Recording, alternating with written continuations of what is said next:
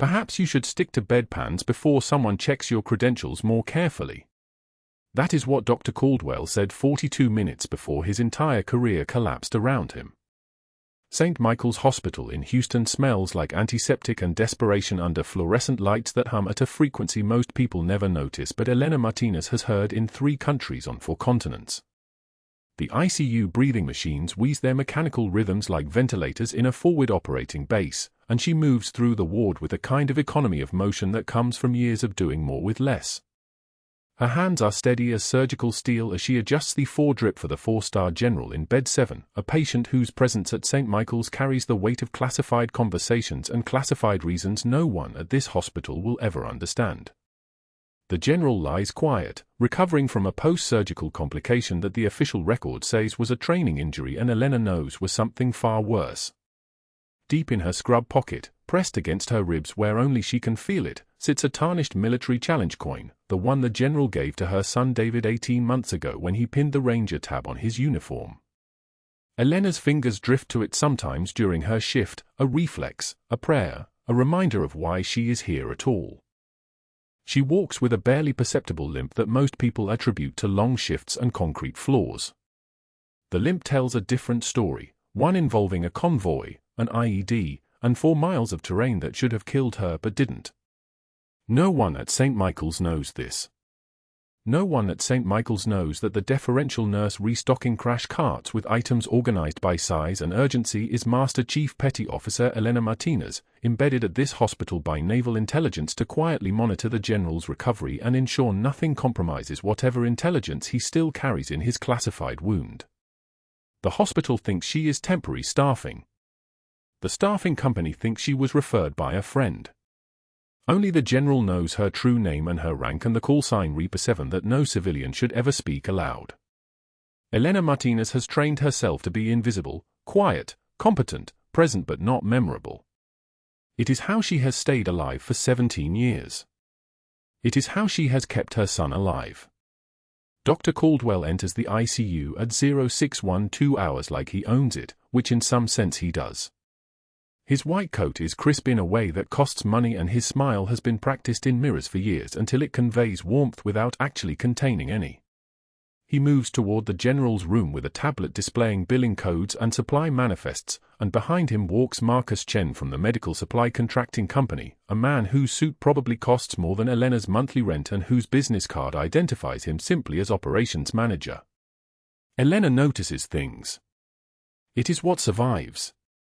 She notices that Chen is not a doctor and has no reason to be reviewing clinical care, yet Caldwell consults him on every decision about the general's wound care protocol.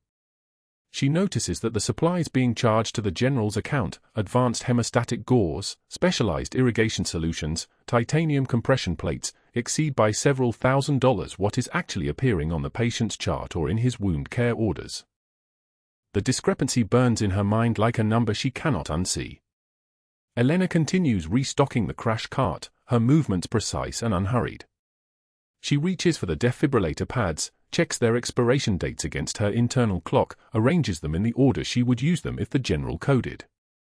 Caldwell and Chen move into the general's room.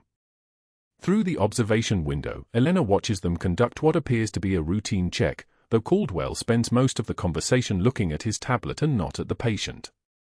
The general, still medicated and drowsy, says nothing. Elena knows from clinical observation that he is more alert than he appears, a trained response that dies hard even in hospital beds. His eyes track Caldwell's movements with the precision of someone counting exits. After 40 minutes, Caldwell and Chen exit the ICU. Elena has positioned herself by the vending machine at the end of the corridor, a calculated choice, a moment that would look casual to anyone reviewing security footage. She is inserting coins for black coffee when Caldwell's voice arrives before his body does, his presence making the air pressure change in ways that cannot be accidental. He has chosen this moment deliberately. He has chosen this location deliberately. He has chosen to come alone. Nurse Martinez.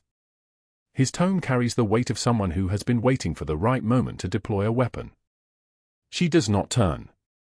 The coins drop. The machine hums and dispenses a paper cup with the mercy of hydraulics. She lifts the cup and only then turns to face him, her expression an empty classroom, no fear, no anger, no acknowledgement of the threat beneath his words. Dr. Caldwell. I noticed you observing the General's care protocol. His smile has sharpened. Perhaps you should stick to bedpans before someone checks your credentials more carefully. We wouldn't want any questions about your background, would we? The words are designed to land like a blade, calculated to provoke reaction or fear or defensive explanation. Elena does none of these things. Instead, she simply holds his gaze, her eyes the color of a predator who has already survived the worst. The coffee cup is warm in her hands. The fluorescent lights buzz overhead at precisely 120 Hz. Her jaw tightens, almost imperceptibly, just enough that someone trained in reading humans would understand that she has registered not just the insult but the threat, and that the threat has registered as something less important than the information it contained. Caldwell was watching her watch the billing discrepancies. Caldwell knows she knows. Caldwell is now attempting to establish a boundary through intimidation. It will not work. Is there anything you need, Doctor? Her voice is quiet and carries no inflection whatsoever, the voice of someone who does not require his approval or his respect. She takes a slow sip of coffee and breaks eye contact first, but only because she is tired of looking at him, not because he has intimidated her into submission. For a moment, something flickers across Caldwell's face. Frustration, maybe. Confusion. The recognition that his weapon has struck something it was designed to pierce but has glanced off a surface harder than bone. He is accustomed to nurses who tremble. He is accustomed to nurses who apologize for things they have not done wrong. He is accustomed to people whose fear gives him purchase and leverage. Elena Martinez does not tremble. Elena Martinez does not apologize. Elena Martinez stands at the vending machine holding a cup of black coffee and waiting for him to finish. Just be careful where you wander, Nurse Martinez. Some areas are restricted for a reason. He turns and walks away, his posture suggesting confidence but his stride suggesting something else entirely, the stride of someone who has realized that his usual leverage has failed and that this particular threat, this particular woman, is not responding as designed. Elena does not move until his footsteps have completely disappeared down the corridor. Only then does her hand drift to her scrub pocket, where her fingers find the tarnished challenge coin, the one David holds sometimes when the weight of his deployment gets too heavy, the one the general gave to her son with a firmness that was not just ritual but promise. The coin is worn smooth from decades of hands like hers, hands that have held weapons and held children and held dying soldiers on foreign soil. She presses it against her ribs and feels her own heartbeat against the metal. Pain is information. Fear is information. Threats are information. And this threat tells her that Caldwell is aware of her knowledge and that he is moving to contain it. She finishes her coffee in 3 long sips and walks back to the ICU, where the general's monitor displays a stable sinus rhythm and where the work of saving lives continues regardless of which doctor in which white coat thinks he controls this room. She has survived far worse than the veiled menace of a man whose power is really just the accumulated convenience of institutional compliance. She has survived because she understands something that Caldwell will never understand, that the quietest person is often the one holding everything together and that true power is the ability to help when no one is watching. The next morning, at 06 for 5 hours, Elena makes her move. She has documented the billing discrepancies across 6 days of care orders. She has photographed the actual supplies used versus the supplies charged. She has organized the evidence with the precision of someone who knows that detail determines survival. She requests a meeting with Caldwell to discuss updated wound care protocols for the general, a legitimate clinical request that would be impossible to refuse without raising questions. She does this with meticulous politeness. She does this with deference. She does this with the mask fully in place. Caldwell receives her written request and his response arrives through his administrative assistant by 0800 hours, a message stating that any protocol modifications must be reviewed by the medical supply contractor and cannot be implemented without dual authorization. It is his answer to the question she has not yet asked. It is his way of saying that everything about the general's care is locked within a system that profits from overcharging and that he controls access to that system. It is a strategic escalation, no longer mere social mockery but institutional weaponization. Elena photographs this message too. She files it with the rest. She returns to the ICU and performs her duties with the kind of focused precision that has nothing to do with Dr. Caldwell and everything to do with the patient in bed 7, whose classified recovery matters infinitely more than the career of her administrator motivated by contracts and kickbacks. She does not know that by tomorrow, this hospital will receive a phone call from a man on a helicopter. She does not know that Caldwell's careful arrangement is about to be exposed to people for whom his institutional leverage means absolutely nothing. She knows only what any good nurse knows, that the job is to heal, and everything else is noise. Thursday morning arrived with the kind of humidity that made Houston feel like breathing through wet gauze. Elena pushed the medication cart through the ICU corridor, its wheels squeaking against polished tile like a metronome counting down to something she couldn't yet see. 12 residents trailed behind Dr. Caldwell in his white coat, moving like ducklings behind a swan that had learned to bite. She knew what was coming. She'd seen the way he positioned her here, deliberately, strategically, at the back of the morning rounds like a museum exhibit waiting for critique. Notice how Nurse Martinez here employs what we might charitably call traditional wound care techniques, Caldwell said, his voice pitched for the residents but aimed entirely at her. Emphasis on traditional. Meaning outdated. Elena continued restocking the medication drawer. Her hands moved with practiced precision, alphabetizing vials, checking expiration dates, the small mechanical rituals that kept a patient alive.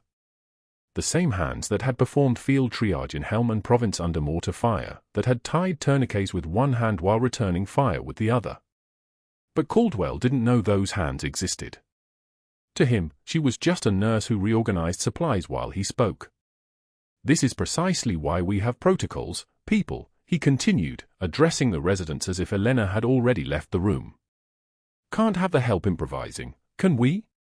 That's how people die. One of the younger residents, a third year who still had hope in his eyes, shifted uncomfortably. The others stared at their shoes or took sudden interest in their clipboards. Elena could feel their discomfort like heat radiating from a radiator. Caldwell smiled at their discomfort the way a predator smiles at prey that doesn't yet know it's trapped. She reached for another vial. Lidocaine, 1%. The label was crisp under her fingers. She set it in its place with deliberate care, each movement a small act of refusal to acknowledge what was happening to her. This was the mask. This was what Master Chief Petty Officer Elena Martinez did when she needed to survive in enemy territory. She became invisible. She became the kind of person you looked through rather than at. Let's move to the next patient, Caldwell said, and the ducklings waddled forward, trailing behind him like he'd invented medicine himself. Elena waited until they were 3 rooms down before allowing her jaw to clench. Just for a second. Just enough to acknowledge that she'd heard every word and understood exactly what he was doing. The challenge coin in her pocket suddenly felt like it weighed 1,000 pounds. Tuesday came with its own particular brand of humidity and threat. Elena approached the medication cart near the vending machine on the 2nd floor, her mind running calculations. The general's revised wound care protocols should have been updated by now, and she needed to review them against the actual treatment logs. The discrepancies in his billing codes had grown worse, not better. 3 days of post-operative recovery and somehow the supply invoices showed materials that didn't exist. Caldwell had ordered surgical-grade hemostatic gauze, xeriform gauze, and topical thrombin for a procedure that required none of it. The numbers didn't add up. They never did when someone was stealing. She'd just keyed her access code into the medication cart when his voice cut through the corridor like a scalpel. "Bedpan Betty. Got a minute?" Elena turned. Caldwell stood 10 feet away, positioning himself perfectly so that the 4 nurses at the station and the 2 orderlies restocking supplies could hear every word. He was very good at this part, making cruelty sound casual, like he was doing her a favor by addressing her at all. "I hear you want to rewrite our wound care protocols," he said, his tone jovial but his eyes calculating, the way a chess player looks at a piece he's about to sacrifice. "That's bold, Martinez. Really bold." She said nothing. Said nothing, and watched his smile sharpen because he was looking for a reaction and she wouldn't give him one. "Tell you what," he continued, closing the distance between them. "Why don't you stick to bedpans before someone gets curious about those credentials of yours? Gets real curious. Starts checking things. Could be very uncomfortable for you." The emphasis on checking your credentials was a knife sliding between her ribs with surgical precision. He knew. He absolutely knew that she wasn't just a nurse with a BSN from University of Texas. He knew she'd noticed the billing fraud. And he was telling her, in front of witnesses, that he could destroy her if she became a problem. Elena met his eyes for exactly 3 seconds. Long enough for him to see that she understood the threat. Long enough for her composure to unnerve him the way calm always unnerves people who are used to getting reactions. Then she nodded once, picked up a vial of midazolam from the cart, and walked away. She made it to the supply closet before the trembling started. Not fear trembling. Not weakness trembling. The trembling that comes from 19 years of swallowing words that could destroy men, of keeping secrets that could topple governments, of being trained to survive by becoming the most invisible person in every room. She closed the supply closet door and leaned against it, breathing in the sharp smell of antiseptic and bleach that coated every surface in this hospital. Her hand found the challenge coin in her scrub pocket. It was tarnished, genuinely, deliberately tarnished, with her son David's initials engraved on the back in letters so small you had to know they were there to see them. The 4-star general had given this to David 18 months ago when he'd pinned his Ranger tab. A ceremonial object. A symbol of achievement. And David had given it to his mother before his first deployment because he was 17 years old and he believed his mother was just a hospital nurse who worried about him, not a master chief who'd spent 3 tours doing things the Pentagon still wouldn't admit existed. Elena pressed the coin into her palm until it left a mark. The mission was monitoring only. She was embedded at St. Michael's to keep tabs on the general's recovery from a classified injury sustained in Helmand Province, an injury she'd given him when she'd carried him for miles through enemy fire after their convoy was ambushed. An injury that had nearly killed him and had definitely ended his operational career. The Navy needed to know if that injury was healing properly. The Navy needed to know if the intelligence he still carried in his classified briefings would survive his recovery intact. But the Navy had not anticipated that she would stumble into a fraud scheme worth hundreds of thousands of dollars. The Navy had not anticipated that she would care enough to document it, photograph it, encrypt it into files on her personal phone during bathroom breaks. The Navy had definitely not anticipated that a doctor who was stealing from insurance companies would recognize that she was a threat and begin building a case to remove her from the hospital before she could expose him. She released the coin and it clinked softly against the metal shelving. It wasn't a request. It was a command. That's what Caldwell had said with his eyes and his voice and the deliberate positioning of his words. Step back. Accept your place. Stay invisible. The next morning, Elena arrived at St. Michael's at 0630 to start her shift. 12 hours. 12 hours of keeping a 4-star general alive while a doctor tried to bury evidence of his own theft. 12 hours of remaining a ghost in her own hospital. But that wasn't the worst part. At 1,400 hours, the nurse manager called her into a conference room where Caldwell sat waiting like a spider in a very expensive suit. The manager, Sandra, who owed Caldwell a recommendation letter for a position at Houston Methodist, read from a file with the tone of someone reciting a grocery list. 3 disciplinary complaints. Medication counts allegedly off on Elena's shifts from last week. Patient family complaints she never heard about. Tardiness on days she knew she'd arrived early. The documentation was immaculate. The dates were specific. The accusations were small enough to be believable but serious enough to be devastating. Elena sat in the metal chair and listened without speaking. She'd been through worse than this. She'd been in rooms where the wrong word got people killed. This was just paper. This was just Caldwell doing what competent predators do, building a trail of institutional evidence so that when he needed to remove her, it would look procedural instead of personal. Do you have anything you'd like to say? The manager asked, her tone suggesting she really hoped Elena would say no. I understand, Elena said quietly. We're putting you on formal probation effective immediately, the manager continued. Further infractions will result in termination. I understand. Elena signed the documentation without reading it. She knew what it said. She knew what it meant. She returned to the ICU and spent the next 8 hours managing the general's post-operative recovery, monitoring his dressing changes, verifying his pain management, checking the surgical site for infection or bleeding while Caldwell made his rounds and smiled at her from across the room like they were sharing a private joke. That night, in her car in the hospital parking lot, Elena made an encrypted call to her naval intelligence handler. His accelerating, she reported, keeping her voice flat and professional even though her hands wanted to shake. Status on the asset, her handler asked. Stable. Healing well. No indicators of compromise. And your cover? Elena looked at the challenge coin on her dashboard. David's initials caught the streetlight. Burned. Not critical yet, but he's building a narrative.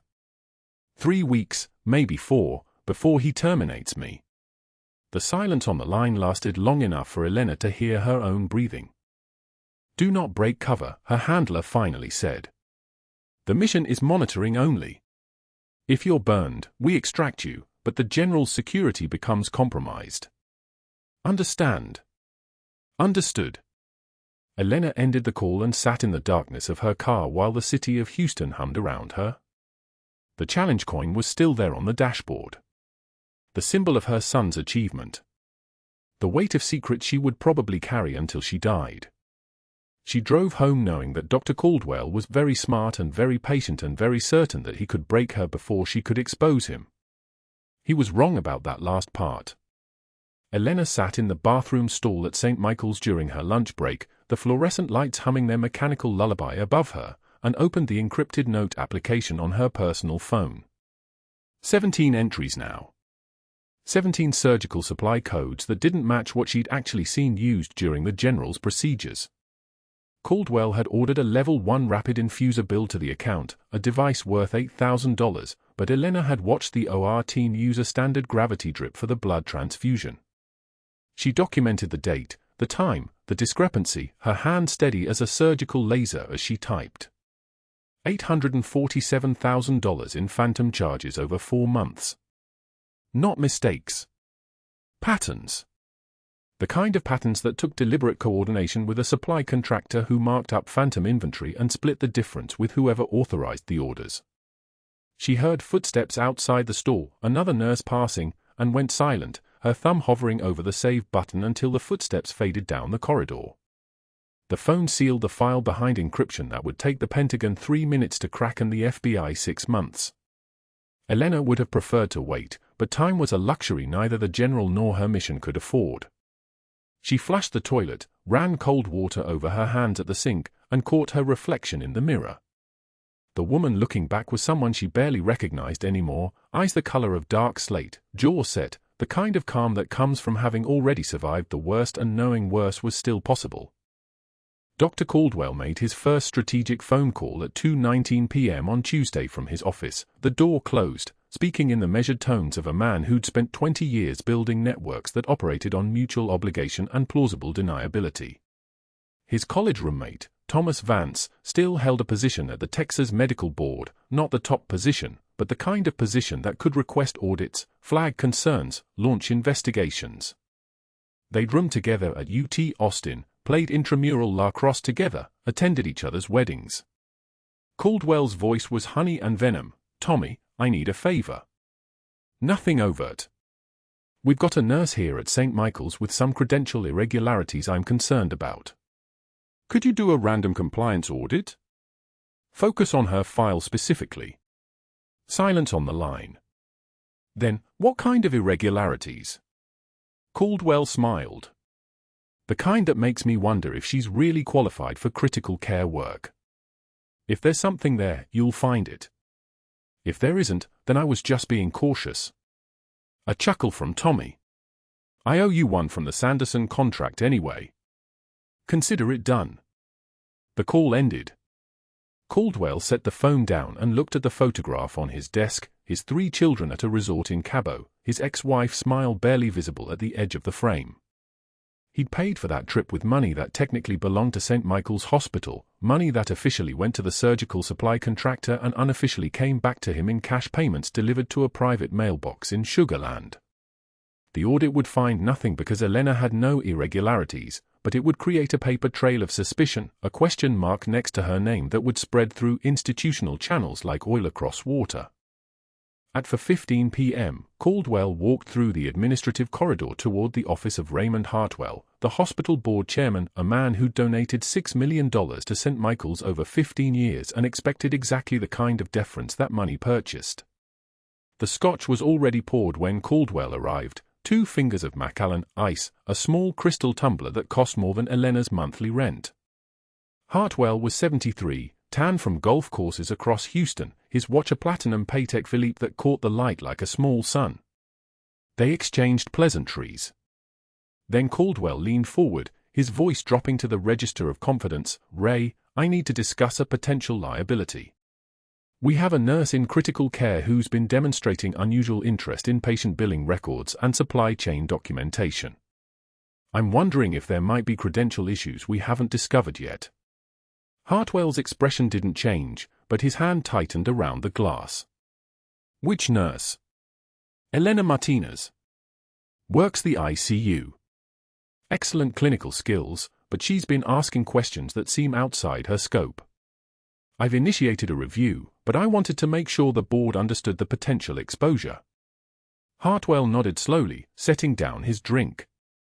"I'll have someone look into her background. Nothing formal yet, obviously. Just precautionary."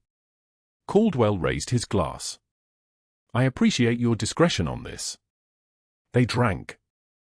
Outside the office, rain had begun to fall against the windows, and somewhere in the hospital, Elena was finishing her shift on the general med-surg floor, reassigned that morning without explanation, her access to the ICU revoked with a single administrative action. By Wednesday afternoon, the machinery Caldwell had activated was already generating friction. 2 members of the hospital ethics committee, individuals he'd cultivated through hospital board meetings and professional associations, had been sent emails marked confidential with language that suggested Elena might have boundary concerns regarding the general's case. Was there a personal connection? Had anyone noticed her elevated interest in his chart? Nothing explicit. Nothing provable. Just seeds planted in soil that had been carefully prepared by years of cocktail hour conversations and professional favors. Elena received a notice that her probationary status from the earlier disciplinary action meant she was being temporarily reassigned pending a routine compliance review. The official language used phrases like workload balancings and career development opportunity, but the message was crystalline: you're being moved away from where you can see what's happening. She stood in the hallway on the 3rd floor, reading the email on the hospital computer system, her jaw tightening almost imperceptibly as she watched the general's chart transfer to another nurse, a talented nurse, competent, but someone who didn't know the history of those billing codes, someone who wouldn't notice if phantom supplies continued piling into the account. At 6:36 p.m., Caldwell walked the ICU corridor precisely when Elena would be leaving her final shift before the reassignment took full effect. He smiled when he saw her, that particular smile that didn't reach his eyes, the kind of smile a predator gives when it's certain of the outcome. "Elena." A word. She stopped. He stepped closer, dropping his voice to ensure only she could hear. "Sometimes we all need to remember our place, don't we, Bedpan Betty?" He used the insulting nickname deliberately, watching her face for a reaction. Her expression didn't change. Her breathing stayed controlled. She met his eyes for exactly 2 seconds, enough for him to see that she understood, that she knew what he'd done, that she was calculating the geometry of her remaining options, and then she looked away without responding and continued walking. Caldwell watched her go, satisfaction flooding his chest. She had nowhere to move now. The audit was incoming. The board was watching. Her access was limited. The general's care was his to manage. He had used 20 years of network construction to build a situation where she could observe but not act, could know but not expose, could watch a man under her protection deteriorate while she remained paralyzed by the very cover that made her dangerous to begin with. That night, Elena sat in her car in the parking lot of St. Michael's long after her shift ended, rain hammering the windshield like applause, the smell of wet asphalt rising through the cracked window. The general was at risk. Not from his wounds, those were healing, but from Caldwell's negligence disguised as treatment, from phantom procedures and billing codes that pulled resources away from actual care. Her mission parameters were surveillance only. Document and report. Don't intervene. Don't blow cover. Don't compromise operational security. But her son was deployed under the general's command. 3 months into a rotation where this man's judgment, health, and clarity would determine whether David came home with all his pieces intact. She reached across to the passenger seat and picked up the tarnished challenge coin, the one the general had given David 18 months ago, the one David had given to her the night before deployment. "Catch this, Mom," he'd said. "Keep it for luck." It was heavy in her palm, worn brass catching the streetlight filtering through the rain, and she understood with perfect clarity that Caldwell had built his trap knowing she was trapped inside it.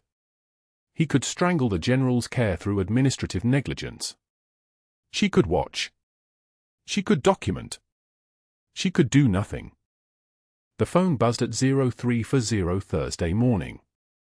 Elena was awake before it finished the first vibration. Master Chief's sleep never deepened enough to prevent her from hearing the world around her. The message was from Sarah Chen, the ICU nurse Elena had trained 6 months ago, her voice in the text thick with panic. "Elena, the general is bleeding. Something's wrong. I can't get a hold of surgical. Please." Elena was already moving. Feet on the floor. Jacket pulled on. Car keys in her hand. The rain had stopped, but the parking lot was still wet, reflecting the city lights in dark mirrors as she ran toward her vehicle, muscle memory taking over, the Master Chief moving beneath the nurse's body like a predator awakened from hibernation. She hit 127 miles per hour on the highway toward St. Michael's, her personal phone open to the encrypted file on her lap, those 17 discrepancies, and understood that the moment of forced passivity was ending, that sometimes the choice wasn't whether to act but whether to survive what came after. The ICU was chaos of controlled precision when she burst through the doors without bothering to check in. Nobody stopped her, not yet, because the general was crashing and that took priority over protocol. Sarah was at his bedside, the monitors showing a blood pressure of 70/40 and falling. The O2 sat climbing toward dangerous as his lungs filled with the evidence of something catastrophic inside his body. "What happened?" Elena asked, moving to the chart. Sarah's voice shook. "Post-op bleed. Something from the surgical site. They used the wrong drain configuration, the one from the phantom billing. It wasn't designed for this kind of vascular work." Elena understood the full geometry of it then. Caldwell's fraud had extended to cutting corners on equipment, substituting cheaper materials for premium supplies, and the general's body was now paying the price for the difference in quality. She looked at the monitor. His heart rate was 142, tachycardic, his body screaming distress. The on-call surgical team was supposed to be somewhere in the medical center, trapped in another emergency, unreachable for the minutes that remained before this man's story ended. Elena locked the ICU doors behind her and knew, with the certainty of someone who'd spent 20 years in situations where waiting meant dying, that the next decision she made would end everything she'd built at St. Michael's. The question was whether she could live with herself if she made the other choice. The ICU alarm screamed at 0340. Elena heard it from the break room, that particular pitch that meant catastrophic. She was moving before her brain caught up, muscle memory from Helm and Province pulling her toward crisis like gravity. The general's monitor showed hemorrhage. Pressure dropping. The kind of bleed that kills in minutes, not hours. 2 residents stood frozen at the bedside, one still holding the phone. Blood pooled beneath the general's gown like spilled wine on a tablecloth. His lips had gone the color of old ash. Elena's eyes moved across the scene in 3 seconds, abdominal distension, the surgical site already open from this morning's procedure, the kind of internal bleeding that meant someone's equipment choice had been catastrophically wrong. "What's his pressure?" Elena's voice came out flat, measured, not a request. A statement of need. The female resident stammered, 60/40 and dropping. Dr. Caldwell said, "Where is he?" 20 minutes out. He said to wait. He said absolutely do not. The intercom crackled, and Caldwell's voice spilled into the room like poison gas. Do not open him up. That is a direct order. You will wait for the attending physician. I am 20 minutes away. His tone carried the weight of someone accustomed to absolute obedience, to nurses who did what they were told because the hierarchy demanded it.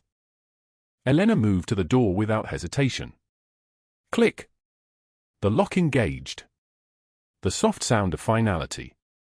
The male resident, younger, eyes wide. What are you doing? He said. The attending is trapped in emergency surgery across campus.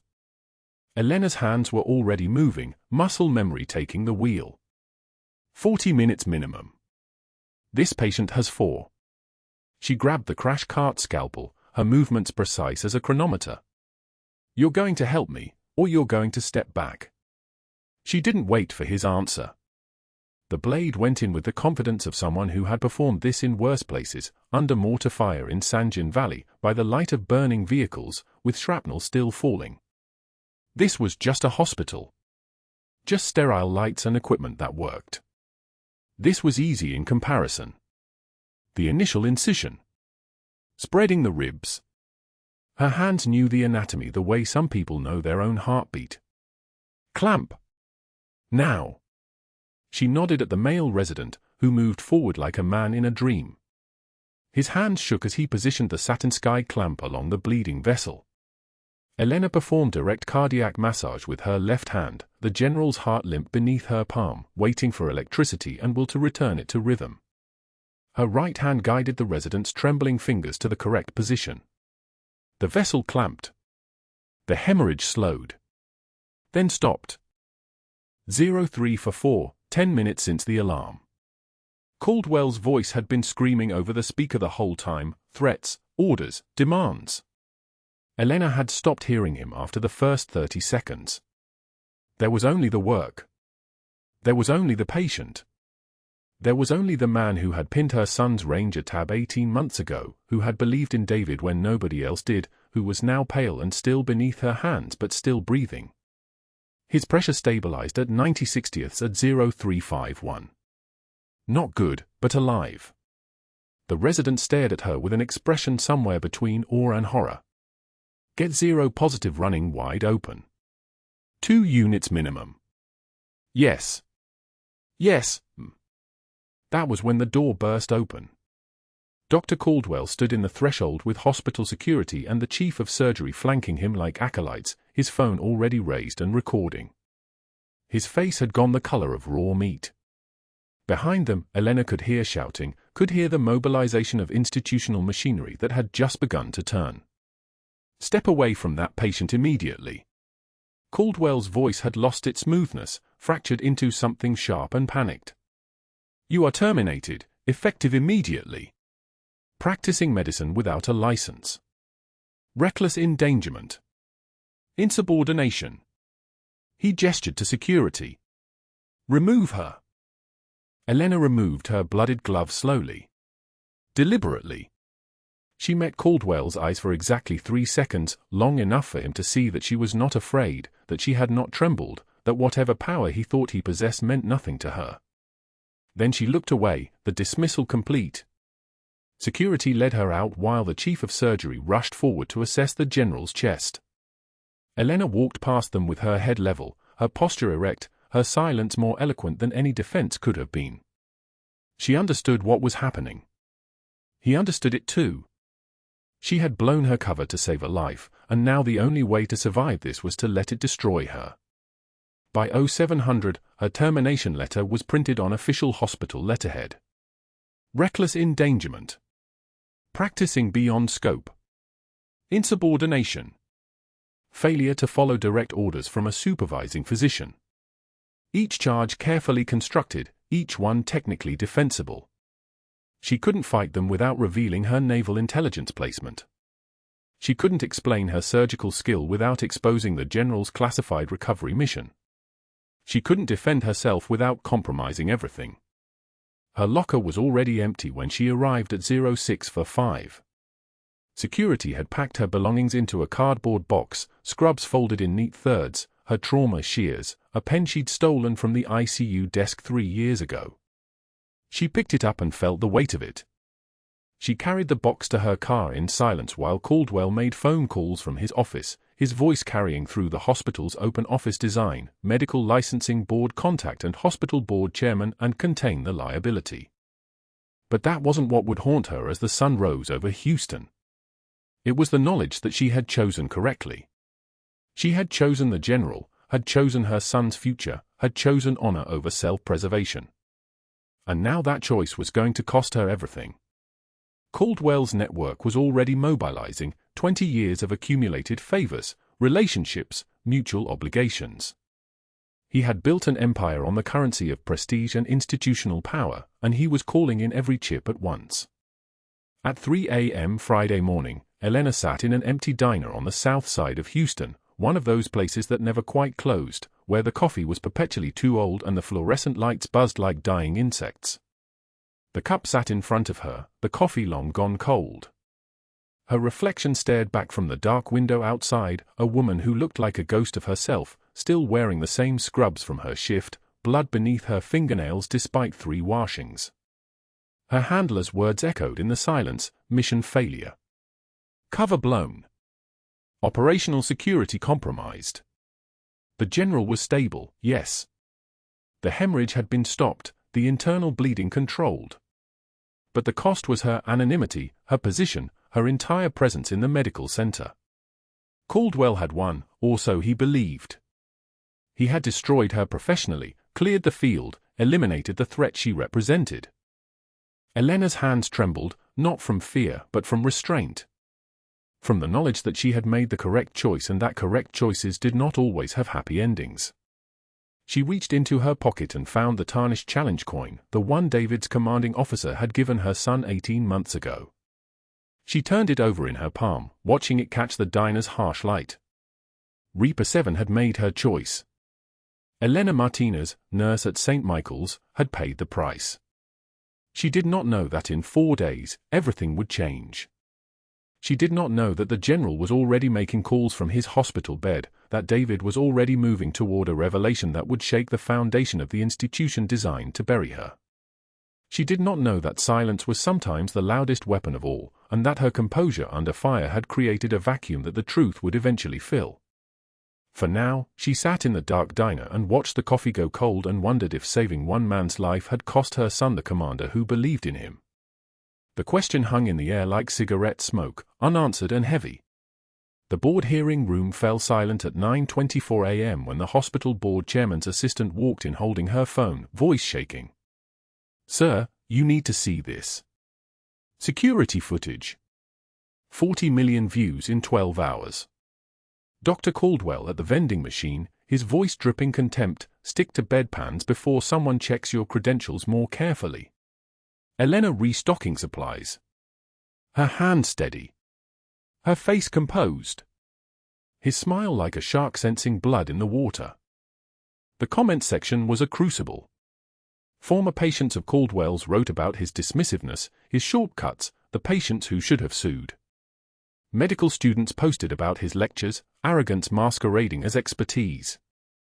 Nurses left timestamps of their own humiliations. The algorithm fed the fire because contrast was currency, and the juxtaposition was devastating, a man of obvious cruelty versus a woman of obvious restraint. By 10:48 a.m., the video had reached Dr. Patricia Voss at Johns Hopkins. She was the surgeon who'd written Caldwell's fellowship recommendation, the mentor who'd opened doors for him across 3 continents. She sat in her office watching her former protégé mock a nurse on a hospital corridor camera, and something in her expression shifted from surprise to disgust to something harder, betrayal recognizing itself. By 11:15 a.m., Dr. Voss released a statement to the medical community, "I am horrified and ashamed. I disavow Dr. Caldwell completely and have contacted the Texas Medical Board to request a full review of his practices and conduct." 23 words. That was all it took to begin the collapse of a 20-year reputation. The Texas Medical Board moved with the precision of an institution protecting itself.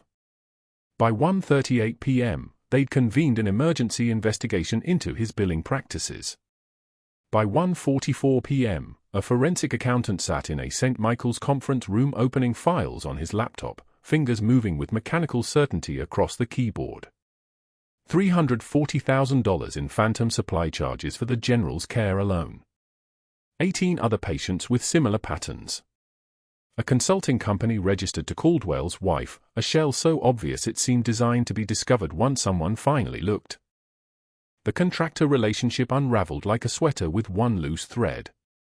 Kickbacks funneled through invoices marked equipment maintenance. Supplies that were never delivered.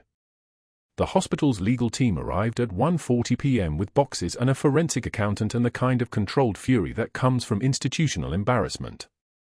They sat in the conference room where Caldwell had spent 3 years making decisions, and they documented every one. Caldwell sat across the table watching his network collapse in real time. The board chairman sent a terse email at 2:15 p.m. Dr. Caldwell, effective immediately, your participation in hospital governance is suspended pending investigation. The medical school roommate stopped answering calls by 2:48 p.m. The ethics committee members suddenly had faulty memories, they didn't recall the specifics of any complaints about Elena Martinez. The consultant who'd been arranging kickbacks stopped returning texts. The web he'd spent 2 decades weaving simply dissolved the moment someone pulled the thread labeled helicopter footage. By 4:50 p.m., his hospital privileges were suspended pending investigation. By Friday morning, his medical license was under formal board review. The residents he'd humiliated avoided eye contact when he walked the corridors. The nurses he'd belittled moved around him like water around stone, without acknowledgement, without anger, worse than anger. Security escorted him out at 5:20 p.m. with his own cardboard box, and nobody watched him leave. Elena stood in the ICU where she'd been reinstated with full back pay and a formal apology from the hospital board chairman, 6 words he'd struggled to say. Her hand rested briefly on the challenge coin in her pocket. The tarnished metal was polished bright now, buffed until it gleamed like new silver under the fluorescent lights. She touched it once, let her breathing settle, and then she returned to the general's vitals. The general was stable. Breathing on his own since day 8 post-surgery. The direct cardiac massage had restored sinus rhythm, and the blood clotting had held. He'd been transferred to a private room on the military ward at 7:44 a.m. that morning, and his color was returning, not fully, not yet, but the trajectory was clear. He would fly medevac to Bethesda in 2 weeks. He would recover. What happened next didn't just silence the room. It ended a career.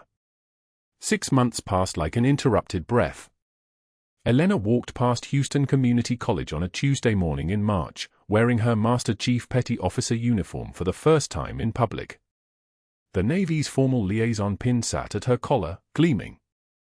She was en route to St. Michael's for the military ward's dedication ceremony, but something made her pause at the college window. Dr. Caldwell stood in a fluorescent-lit classroom teaching CPR to bored community college students. Minimum wage. No benefits listed in the course catalog. His hands moved through the motions on a CPR dummy, demonstrating compressions for the 100th time that semester, and his face had the look of someone who understood that he would never again be the person he was before 9:48 a.m. on a Tuesday. He looked up. His eyes met Elena's through the window for exactly 2 seconds. His face went carefully blank. He returned to the dummy with shaking hands while Elena turned and continued walking toward St. Michael's. The military ward had been rebuilt. New protocols. New equipment. A trauma wing designed for field medicine in a civilian setting, suture stations, defibrillators, medications pre-positioned because the golden hour was still the golden hour even in Houston. The hospital board had named it the Martinez Protocol, and Elena trained new nurses in the techniques that saved lives when seconds mattered more than protocol. The general came to the dedication ceremony in a wheelchair pushed by a junior officer, but he would walk within 3 months. His color had returned. His voice had regained its command presence. He stopped at the podium where the board chairman was speaking and whispered something to his aide, who brought him a small box. The aide opened it. A polished challenge coin sat in velvet, identical to the one Elena carried but stamped with a new date, this year. The general handed it to David, who stood in dress uniform, ready for deployment. The general's hand shook slightly as he released it, and his voice, still recovering, said, "You got a good legacy coming. Don't waste it." David accepted the coin and wore it on a chain around his neck immediately, refusing the new one. The tarnished original. The one that had carried Elena through Helmand province. That was the one that would carry him forward. Elena watched from the back of the room, and for the first time since the ICU door had locked at 3:43 a.m., something in her shoulders lowered. Not relaxation. Not peace. But the end of the holding pattern. The end of the choice between two impossible things. A young resident approached her during the reception, holding a glass of sparkling cider. "Master Chief, I wanted to ask you something. How did you stay so composed when Dr. Caldwell was attacking you? How did you know when to break the rules?" The question came from genuine curiosity, the kind that couldn't be answered with a platitude. Elena touched the challenge coin in her pocket. The metal was warm from her hand. She thought of the locked ICU door. She thought of the general's chest open under her hands and the blood and the choice that happened in the space between one heartbeat and the next. She thought of her son in dress uniform preparing to carry the same weight forward. True heroism, Elena said quietly, is what you do when the world stops watching. She held the resident's eyes until the younger woman understood that this wasn't philosophy, it was operational doctrine. Then Elena returned to her rounds, hand steady, jaw relaxed, finally whole. Outside, Houston traffic hummed along the evening streets. Inside St. Michael's, Elena walked the corridors with authority that came from something deeper than rank. The nurses moved aside when they saw her. The residents asked her opinions. The attending physicians consulted her on trauma protocols. No one called her just a nurse anymore. No one needed to. The call sign had been public for 6 months now, Reaper 7, and it carried the weight of things saved and things protected and a choice made in darkness that had mattered. She had her life back. She had her identity back. She had her son's future secured because she'd refused to look away from a locked door at 3:43 a.m. The general would deploy under her watch, and he would come home, and David would wear that tarnished coin forever as proof that some people actually do what they say, that some choices matter more than safety, that quiet people with scarred hands and steady nerves are sometimes the strongest ones in the room. If you've made it this far, you know the difference between someone who breaks under pressure and someone who breaks through it. Subscribe, like, and comment if you believe the quietest heroes deserve the loudest recognition.